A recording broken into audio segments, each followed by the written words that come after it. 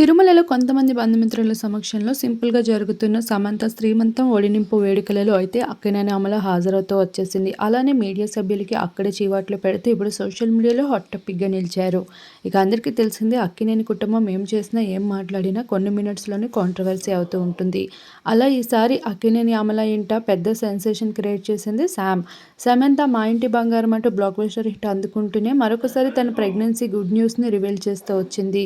ఇలా తను వరుసగా అక్కినేని కుటుంబాన్ని ఇంప్రెస్ చేస్తూ రావడంతో ఆఖరికి అక్కినేని నాగార్జున, అక్కినేని అఖిల్ నుండి ఇప్పుడు అక్కినేని అమల కూడా ఇప్పుడు సమంత దారి పడుతూ వచ్చేశారు. ఇక సమంతని కలిసేందుకు అక్కినేని అమల ఏకంగా తిరుమల చేరుకుంటూ ఇక అత్తవారింటికి హాజరవుతూ కనిపించేగా, అందులో సమంతకి శ్రీమంతపు వేడుక అలానే చిన్న ఒడినింపు వేడుక కూడా జరుగుతూ ఉన్నాయి. వాటిలో అయితే అక్కినేని అమల హాజరవ్వడానికి సిద్ధమవుతూ వచ్చేసింది.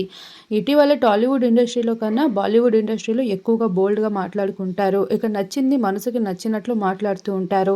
అటువంటి షోకి శామ్ హాజరవుతూ వచ్చేసింది. ఇక నాకు పెళ్లి కన్నా పిల్లలే ఎక్కువ ముఖ్యమని భావించాను.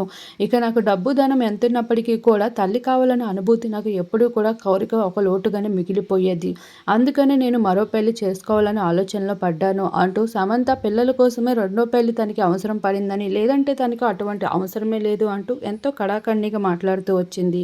అటువంటి శామ్ ఫైనల్లీ తను కోరుకున్నట్లే పండంటి బిడ్డకి జన్మనివ్వబోతూ ఇక ఇంట్లో ఒడినంపు వేడుక అత్తవారి తరపు నుండి ఎంతో బాగా సెలబ్రేట్ చేసుకుంటూ వచ్చేసింది.